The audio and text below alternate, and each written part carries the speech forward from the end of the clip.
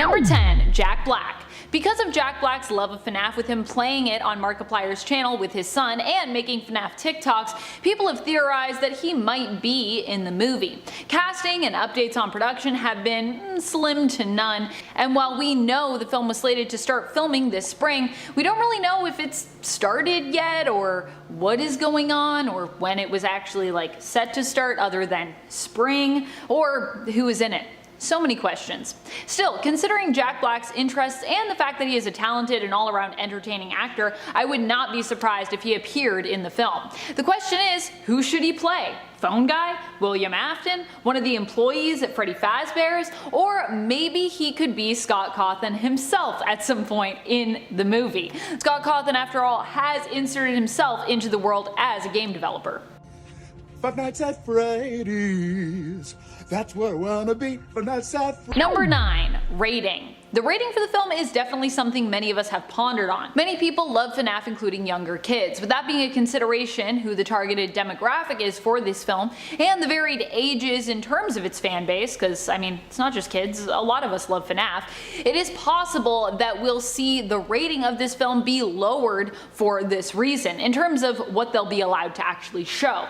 It makes the most sense that it'll be PG or PG-13 for this reason. If that is the case, the film will have to be careful in terms of what it shows or even implies, as a PG rating means that only some of the content is allowed to even be considered unsuitable for kids. Only some, and even considered. So many of the themes that we see in the games will have to be modified, cut, or made less scary somehow. The other theory with the rating is that we'll get one that more promotes and allows for the level of horror that we would expect. But in that case, the film would have to be a little bit more exclusive, with most children probably not being allowed to go see it. Either way, it seems we're going to have a problem when it comes to what is in the film in terms of horror components and who can actually go see it.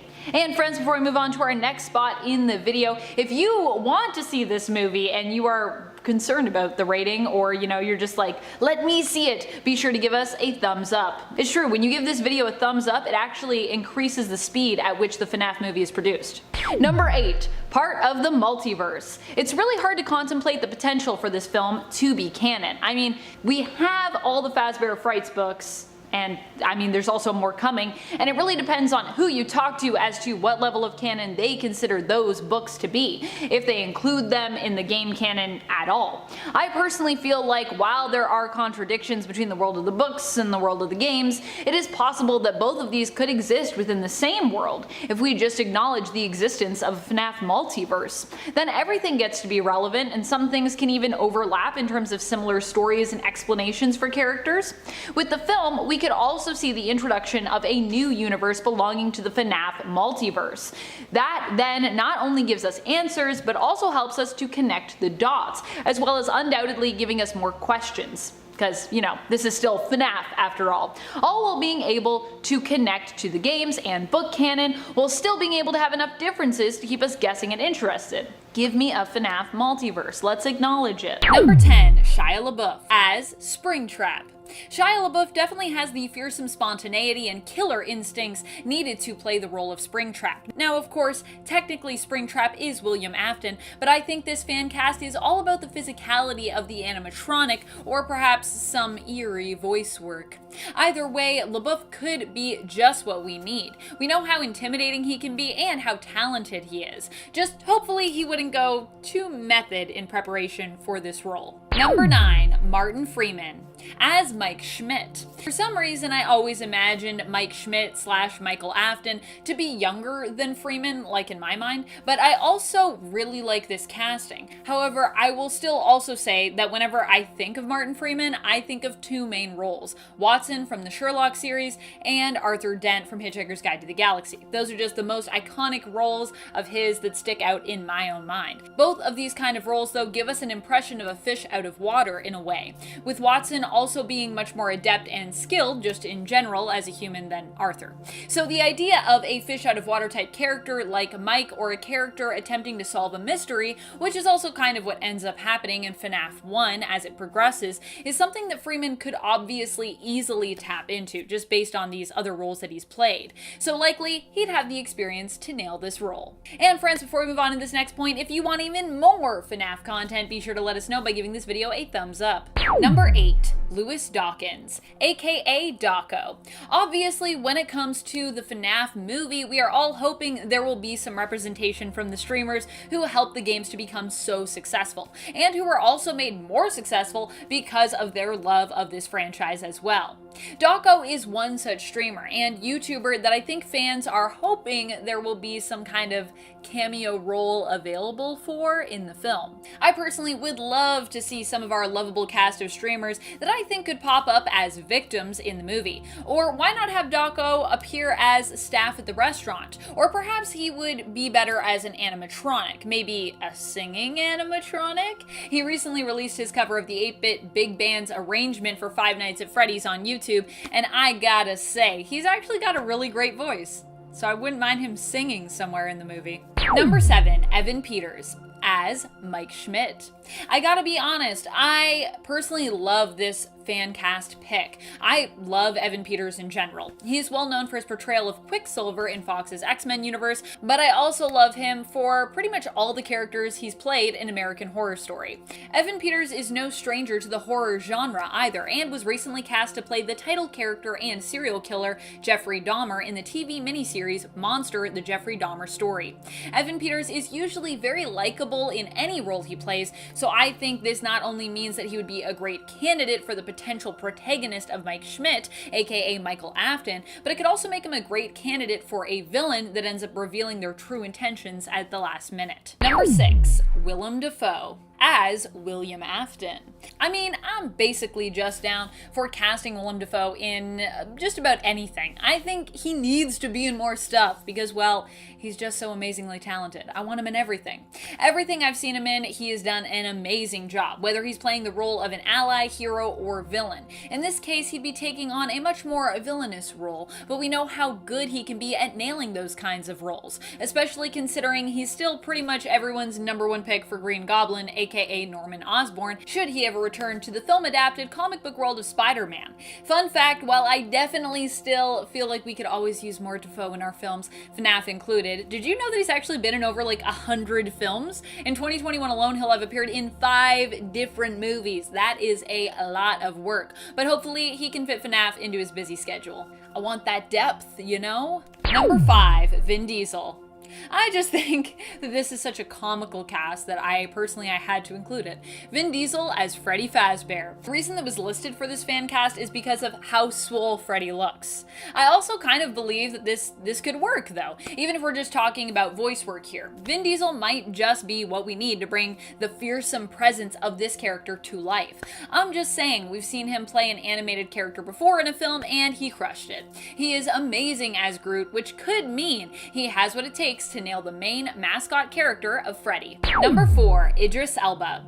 Why do I love this fan cast? Well, because it just makes me think of Idris Elba in Cats. Also, I love Idris Elba in anything. Idris Elba can just basically do it all. Honestly, he could play an inanimate object and I'd probably still love his performance. He's just so compelling to watch and so skilled as a performer.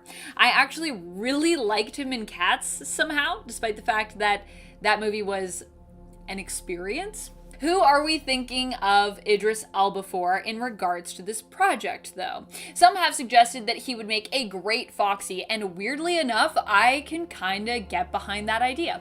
Foxy is one of the most lovable animatronic, despite the fact that he's still an antagonist and still has a very murderous nature. Elba could likely capture that lovable side of Foxy while also terrorizing us as a fearsome animatronic pirate fox. In at 10, the Purple Guy animatronic. The Purple Guy animatronic legend is an urban legend revolving around FNAF in early 2015. A YouTube video service that reportedly showed a hidden animatronic reported to be the Purple Guy, who's at the time the only name we had for the main antagonist. The appearance of the Purple animatronic was preceded by a phone ringing because we thought that he was also the phone guy. And then after the phone rang, the Purple animatronic would briefly flash on screen, slumped over against the wall in the office in a similar style to Golden Freddy. However, it was soon revealed that this was simply because the animatronic was simply a photoshopped image of Golden Freddy with a purple color and Chica's head. I think that it's pretty obvious that it was photoshopped, and I mean, like, we've used that image in thumbnails a couple of times, but no character like this has ever showed up in any of the games. But nevertheless, I'd still like to see it appear in the movie as like an Easter egg or a reference, okay? Same thing for, in at number 9, Buff Helpy. This meme, created by @Dominius on Twitter, Buff Helpy was made for the YouTuber Daco's FNAF meme reviews, since that was the primary content on his channel at the time. He made a joke in the video where he pretended to be terrified of it, and then people started sending him tons of memes about that one single image. It has since spread from there, leading to Buff Helpy even getting his own spin-off game. Yeah, he even has his own Urban Dictionary page that labels him as a traitor to his country who loves stalking the YouTuber Daco and somehow always makes it into Daco's FNAF meme reviews. Followed by the use of the term in Buff Helpy is best boy. Buff Helpy is not best boy, okay? And this entire thing was posted by a user called Buff Helpy Enthusiast. And you know what? Buff Helpy has also haunted me. I hadn't seen any of Daco's FNAF meme reviews, so luckily I was oblivious to this. However, people just started randomly sending it to me on Instagram, and then it kinda scared me from there. And while it may be haunting, at least a mention of it in the movie would be very much appreciated, like how Sonic was referenced in the Sonic movie. And it ate Chucky. Now, while not canon in the FNAF universe, there is certainly no doubt that Chuck E. Cheese's was the inspiration for the FNAF series. And while yes, the comments about Chipper and Son's Lumberco characters looking like robots pushed Scott towards the idea, we've made a whole video about how FNAF and Chuck E. Cheese are the same thing. So, getting a Chuck E. Cheese reference or Easter egg in the movie would be absolutely amazing. Even if it's someone just like proposing or pitching a new character that just so happens to look a hell of a lot like Chucky, that's good enough for me. There just needs to be some form of reference to it. Or, if you're not going to do that, make a reference to one of the many FNAF fan games in the Fanverse initiative, okay? Make them at least slightly canon in the movie universe of the FNAF multiverse. Show us like a Candy's Burgers and Fries paper plate, or like an Nights At Freddy proposition, okay? I mean, you did it in Security Breach, why not make it into the movie? And at 7, Freddy. Feel like this one's kind of obvious, but I have to say it anyway. Freddy was the mascot when the Freddy Fazbear's Pizza opened up in 1983. And in 1987, he and the original animatronics had fallen into severe disrepair. That's when Freddy was replaced with his newer counterpart for the improved Freddy Fazbear's Pizza. You know, Toy Freddy. After that pizzeria closed, as well as the toy animatronics getting scrapped, though, they refurbished the old animatronics for the new pizzeria, which was the old pizzeria, which is the one that we see in the first game. Yeah, that's FNAF. However, after the closure of that pizzeria, he and the other animatronics got dismantled by William Afton, the killer of the series. But Freddy is literally the title character, okay? Of not only the movie, but the series as well. And while he may not have originally been intended to move off the stage, he does now. He's the most iconic FNAF animatronic ever. He has like 15 variations on his design over the past 8 years since the series has been active. So yeah, I want to know, I expect to see Freddy on the big screen, and if he isn't there, I will riot at the local Chuck E. Cheese. And it ain't Fredbear. With the concept of a Mike screenplay, I think that everything relating to the major events in not just Michael's life, but the Aftons' lives as a whole would be essential to see, especially a moment as life-changing as the Bite of 83. So the Fredbear animatronic in non-nightmare form is a must in my eyes, but also not very likely, unless it's like a flashback sequence. They're probably not going to worry about the events of the games. But this would probably just be an effort to confirm the main character as Mike and prove that Mike isn't Crying Child, but also as an Easter egg for fans that will hopefully have the 1983 date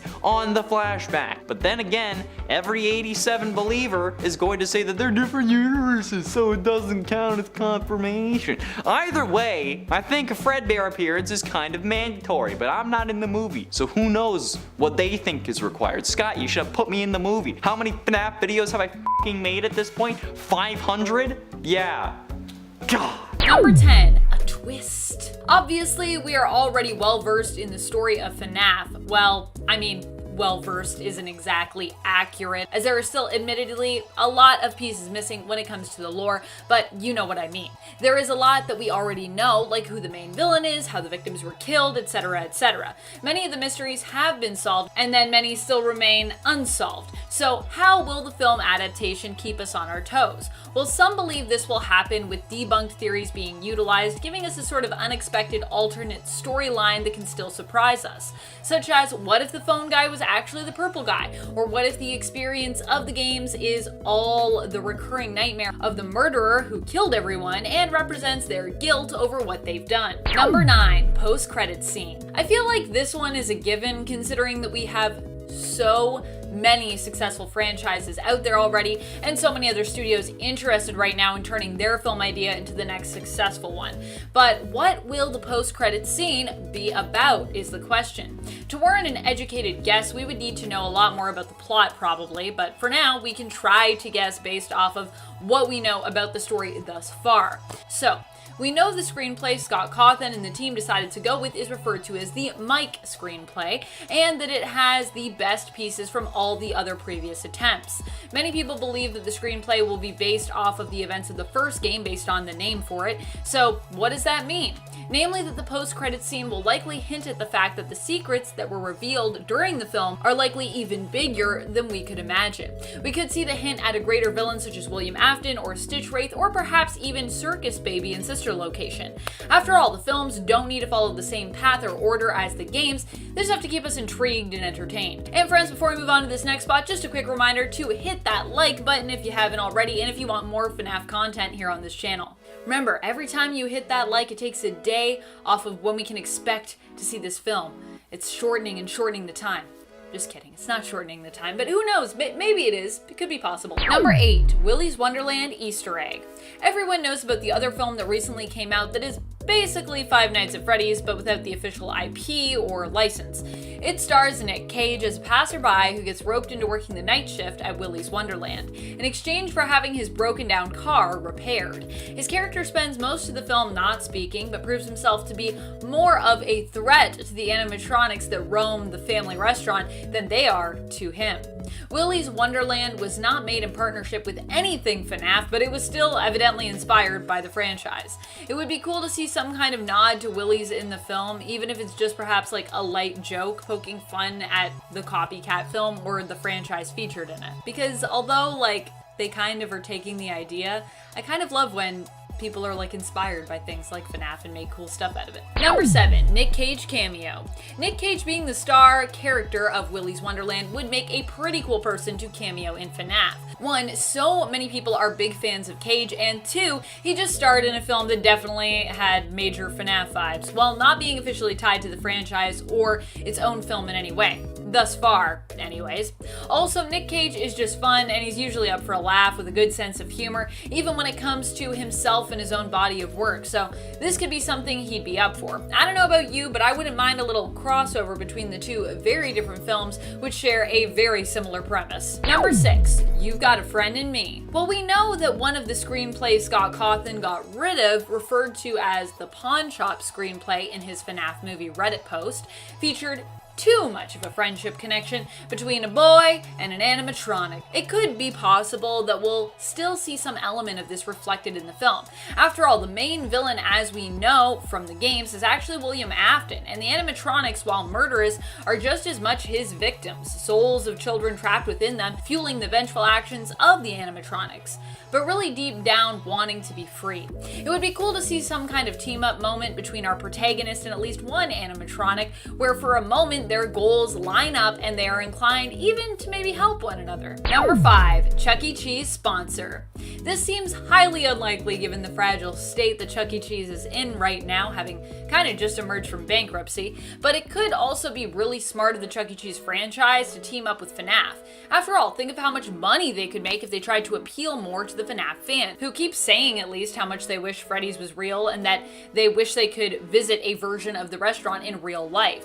Ideally, a more safe version, I imagine, but I think the potential in terms of money that could be made all around from that partnership could be huge. It would be cool to see Chuck E. Cheese acknowledged or promoted somewhere in the film, considering it's as close as we have to a real-life Freddy's currently. Number 4, Freddy's Pop-Up. Closer to the release of the film, another idea for something we could see in terms of promotion, perhaps once again in partnership with Chuck E. Cheese, is a Freddy Fazbear's Pizza pop-up. Even if it wasn't a place you could go to play games and be entertained by animatronics, having even a pop-up delivery pizza place with costumed versions of the animatronics, maybe even delivering pizza, would be insane. Great for promotion, great for hype, and also great for revenue. Maybe even great for pizza? It would also blow my mind if this happened as a promotional stunt and the pizza itself was amazing. That would be unlikely, but I would also embrace it and it would be awesome. Number 3, puppet appearance. One of the characters in animatronics that I think is the most terrifying is the puppet, which makes me wonder if we could potentially see the character in the film. Will we get to know Charlie's story or merely see this animatronic as some kind of monster? Will we even get to learn the truth of the trapped souls within the animatronics in this adaptation at all? Or will that reveal be left for a sequel as a kind of misdirect? Because we'll be like, where was that? And then later they'll be like, oh, it's still there. I would love to see Charlie and Henry make an appearance of some kind, and for us to get some kind of insight into their story and involvement with the Freddy's franchise. If anything, as horrifying as the puppet is, I think because of Charlie's involvement and backstory, this could make the animatronic a really, really good option for what I was talking about earlier, with maybe one or all of the animatronics being somewhat helpful to our protagonist at some point in the film. Or perhaps Henry himself will make an appearance helping out in memory of his lost daughter, which could also be cool. Number 10, book tie-ins. In his Reddit post listing previous screenplay attempts and the final chosen pitch, Scott Cawthon mentioned that he tried 3 times to write a screenplay based on the books with co-writer Kira Breed Risley, but that his inexperience in screenplay writing ultimately got in the way of any of these sticking or being good in his opinion, even with Kira's help. However, it is possible that we could see elements of the books pop up in the film, either tied into the plot or alluded to in Easter eggs. I would still say it's a good idea to brush up on these books before watching the film, as I feel like focusing on the plot of the first game will give Scott more freedom to elaborate on elements of the books without being tied to them as much, which was likely the problem when he approached screenwriting solely from that angle. Number 9, new animatronic. This is something that would probably break the internet if it happened. A new animatronic being introduced in the film would be huge.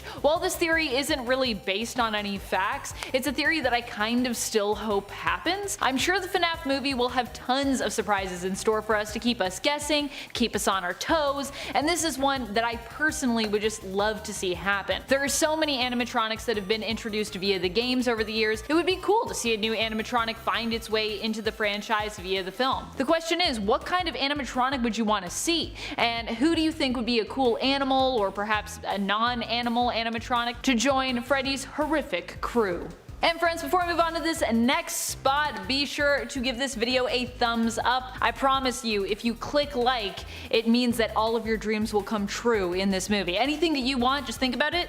Click like. Oh, it's gonna happen now. It's definitely gonna happen. Disclaimer, it might not happen. Sorry about that. Number 8, Golden Freddy's appearance. Golden Freddy is a rare character that pops up in the first game, so it is very likely we could see him pop up in the movie as well. But perhaps we'll get to see a different version of the character, a more synchronized one in comparison to the other animatronics. Perhaps we'll get to see an active animatronic version of Golden Freddy on the prowl in the film, and have him join his fellow teammates in terrifying our protagonist or protagonists. It could be cool to see Golden Freddy play a more active role in the film, seeing as how he's kind of more of a rare side character in the game. Or perhaps instead we'll get something more in line with that and only get a little peek or Easter egg in regards to his appearance in the FNAF movie. Of course, I'd prefer if he had a more active role, but we'll have to wait and see what happens.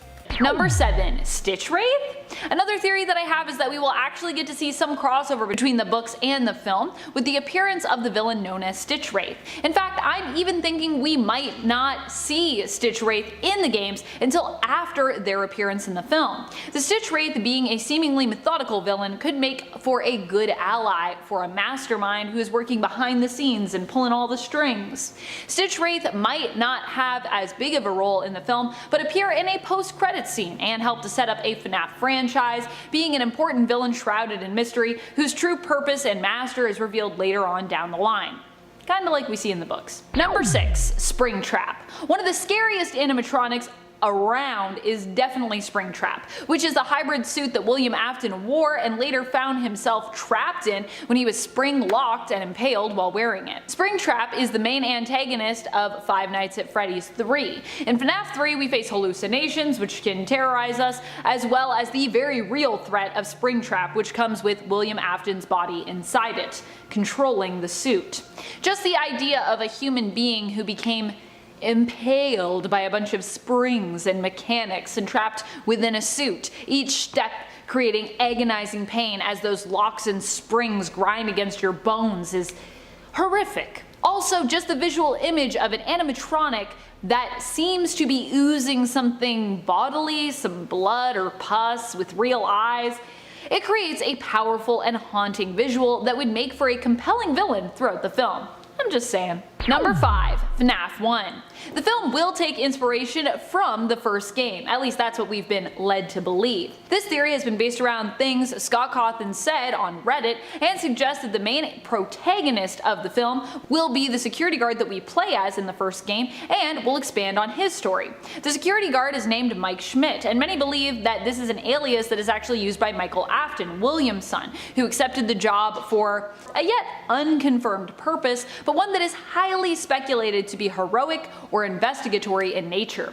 As such, the film is believed to have centered around Michael Afton, who will of course become the protagonist and possibly hero of this story. Number 4. Scott Cawthon plays Phone Guy. Obviously, we are all going to lose our minds if we don't get a Scott cameo or Easter egg somewhere in this film, but if we are going the way of FNAF 1, I think it would only be fitting if Scott reprised his role of Phone Guy, personally. He could of course just provide the voice for the character, who we may also never see in the film, just like in the game, but I think we are all hoping and expecting to see his face show up somewhere on screen, even if it's only briefly.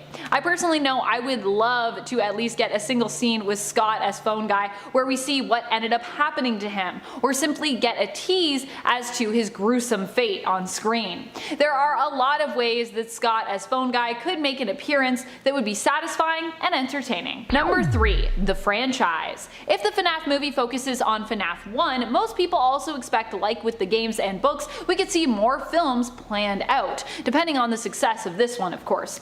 Ideally, this FNAF movie could be a jumping off point for a whole series of films and a film franchise based around the games and even books at some point as well. It is possible that with this film, Scott and the studio could already be setting stuff up that will come into play later down the line, not just considering this film as a standalone story, but as a piece to a much larger, more intricate puzzle, like we've seen with other successful video game inspired film franchises and comics inspired film franchises besides. Number 2. Bite of 87. Another idea for the film is that it will be the precursor to FNAF 1 and simply focus on it in terms of setting it up. We could see the beginnings of the restaurant be its focus, or at least see an element of that included, perhaps focusing on the mystery of the Bite of 87. And maybe we'll also get like a younger Mike in this movie, and also answering the mysteries behind the Bite of 87. This could be the film that sets up the world and with it establishes a more clear narrative in terms of the accidents that took place and who is at fault. It is also weird that I would actually be really into a sort of murder mystery vibe for a film that dives into the Bite of 87. Is that weird? Was it Mangle? I mean, I need to know. I have so many questions. Things are still unclear. Just give me a movie that explains the timeline. That would be magic to me. Number 1. William Afton's origins. One of the things that I feel like would be the most earth-shattering if it were to appear would be the origin story for William Afton. It would be amazing if we got a film centered on him and his life, which helped us to understand just why he became a murderer and what his motives are. Was Afton a well-intentioned business owner and family man and something happened to him? Or did he always have more sinister intentions when it came to the Fazbear franchise? Is his story real? Or does it perhaps only exist in video games made by the company who created Help Wanted and who are interested in simply sensationalizing an accident that happened at a real restaurant? It would be crazy if it turned out to be that meta of reasoning as to like why he exists, but in a weird way it could also make a lot of sense and solve a lot of like weird plot holes that we have. Either way, if we get some hints even to this huge question mark that is William Afton and why he kills, that would be amazing. Halfway through into number 5, Springtrap. Springtrap is also kind of a mandatory appearance in my mind because after all, he's the main antagonist of the series. And while the story is about Mike, based on the games, the only version of William that could appear is Springtrap. If you think about it, Michael was a teen or close to it in 1983, meaning that by the time the first game comes around in 1993, he would probably be around 23 to 26. But at this point, William was also already Springtrap, since as we're going through the FNAF 3 minigames, we see Mango walking around, meaning that this takes place around FNAF 2, but shortly after so that the toy animatronics could get scrapped. So unless this takes place while Mike is a teenager, which could make sense given the demographic of the FNAF fandom, the only real version of William that is at least part animatronic, since this list is the animatronics we want to see in the movie, would be Springtrap, since Scraptrap doesn't come until Michael's death in FNAF 6, and they wouldn't kill off the protagonist of the movie in the first movie, and Burntrap doesn't come until after Mike is actually dead. So yes, the only version of William that has robotic parts that could be in this movie would be Springtrap. Springtrap isn't a full animatronic, but you know what, it's my list. In at 4, Golden Freddy. Golden Freddy is a mysterious ghost-like entity who takes on the form of the yellow animatronic bear version of normal Freddy. Like I said, he has 15 different versions. He plays a prominent role in the FNAF series, although his origins are cryptic and unknown, but many speculate that Crying Child at least one point possessed the animatronic, which would be an easy confirmation to make in a movie about his brother. Or on the other hand, many also believe Golden Freddy to be possessed by Cassidy, and that Cassidy is also the vengeful spirit, aka the one you should not have killed. Although in my research, it's much more likely that Crying Child is the vengeful spirit, and Cassidy is the one who actually possesses Golden Freddy, since it makes for a better story, and in all honesty, okay, Cassidy doesn't really have any significance. I'm sorry. It's true though, okay. Cassidy is at least less significant than Crying Child. Actually, you know, Cassidy has no meaning to the story at all, alright? The name reveal of Cassidy meant nothing to us. However, confirmation for any explanation or any sequence of events would be much appreciated. So needless to say, it would be great to see them, because it means that we might get something to help us figure this out properly. Maybe, unless the movie contradicts itself 10 minutes later, which I'm expecting. Getting close to the end, and in number 3, the puppet. The puppet is an animatronic puppet, obviously. That is a major antagonist, but also a good guy in the FNAF series. First appearing as the main antagonist of FNAF 2, but on later games showing its heroic side, it possibly serves as the prize vendor of the newly refurbished Freddy Fazbear's Pizzeria in 1987, the one FNAF 2, which also is a new one, but then also ends up becoming the old one. Although it's implied that it was originally from Fredbear's Family Diner, and that's a whole other can of worms I am not going to talk about, because hell no. After the pizzeria was only open for a few short weeks though, it was closed down, but the puppet, unlike the other toy animatronic who were scrapped, possibly due to malfunctions, was not scrapped, later appearing in the new pizzeria from the first game as evidenced by the dream cutscenes, and appearing as Lefty in Freddy Fazbear's Pizzeria Simulator, aka FNAF 6. Lefty was an animatronic intended to capture the puppet because Charlotte's father, Henry, knew that her soul possessed the animatronic. However, it's also widely believed that Charlotte was William's first victim, meaning that overall they have the most significance to the story. So definitely required if we're going to have a story based on William Afton's crime spree and how it affects his only living child, which is the whole concept for FNAF, so I'm guessing it's gonna happen. Penultimately, in at number 2, Foxy. Now while Foxy may be a fan favorite and one of the core animatronics, it's pretty much guaranteed that he'll be in the movie. Although while being in the core cast, there is another reason we need to see Foxy on the silver screen in the Mike story. Foxy bro. See, before we had seemingly confirmed the name of the older brother, since we were flip-flopping between whether Michael was the older brother or Crying Child's name, the only thing that we knew about the brother was that he enjoyed wearing the Foxy mask to scare Crying Child, seemingly also ripping the head off the stuffed version of the character, possibly due to jealousy. So we ended up nicknaming Michael Foxy Bro, mostly thanks to MatPat's suggestion. So I think that an animatronic that was highly associated with the character of Mike, or who at least we think Mike is, should absolutely be in the movie, and if not, I'm gonna be mad, alright? I wanna see a hook. And finally, in at number 1, Nightmares. I think that if this is really meant to be a horror movie, which it is, I mean, it's being produced by Blumhouse after all, the company that made Paranormal Activity, the Nightmares are basically a requirement to actually make this scary. Sorry, but the normal animatronics aren't really all that terrifying. Scariest part about those games is the sounds that appear with the animatronics, but the Nightmares are truly terrifying, and one of the reasons I don't want to play FNAF 4 or the night terror levels of Help Wanted. It's why I didn't complete the game, because I would have had to play those. These things are just absolutely horrific and iconic within the series, especially since they're the reason there is a movie at all. As you well know, at this point, Scott was planning on ending the series after Game 3, but the hate on the Springtrap jump scare made him make another game, and which was FNAF 4, and then he kept on going. If not for the nightmare animatronics and the Springtrap hate, there wouldn't be a FNAF movie, and I think that deserves to be represented. Of course in a dream sequence, but still, it's worth it. Number 7. The Real Monster. The animatronics in the first game are the main antagonists you go up against, but as the story has developed throughout the game franchise, we have learned that although the animatronics pose great risk and have murderous tendencies, they aren't the main villain. William Afton is. I'm more inclined to believe that, like the game, some other greater villain will be revealed to be the mastermind behind it all, and that the animatronics in the end, like in the games, will also sort of be victims of that main villain. Perhaps it will be William Afton. The animatronics will just have vengeful spirits trapped within them who are kind of warped into something evil, and in fact in the end they may even help our hero by the end of the movie, banding together with them to fight against this greater evil. That would be really satisfying to watch, I think. Number 6. Markiplier. This is a fan theory that I personally think could actually end up happening. While Markiplier is a YouTube personality well known for his game playthroughs, he is also a performer and an actor and has played characters in various music videos, and he even had his own YouTube original interactive adventure series, A Heist with Markiplier. He definitely is comfortable being on camera, and he has the personality for entertainment for sure. And he's a huge FNAF fan and supporter, so it would make a lot of sense if he got even just a small role in the film. Of course, Mark did tweet about his thoughts on landing a role in the FNAF movie in 2015, and he didn't seem too optimistic, tweeting, "To the people telling me I need to be in the FNAF movie, I don't think that's how movies are done." But hey, that was 2015 and it was a long time ago, and a lot has changed since then. Many fans are speculating that Mark will have a role in the film, but will likely have to wait to find out just what. Number 5. Time period. One thing that we always need to come back to with FNAF is the timeline, which honestly is just, it's kind of everywhere. What is this timeline? When it comes to the film though, it makes us wonder what year the film will actually be set in. Scott on Reddit mentioned that it would center around the story told in the first game and as the security guard we play as in that game named Mike. Does that mean it will be set then in the same time period or adapted to modern day? I feel like having a cell phone in your pocket that you could just, call for help on or use as a flashlight could make things feel a lot less scary. So it seems likely that the story will be told in a similar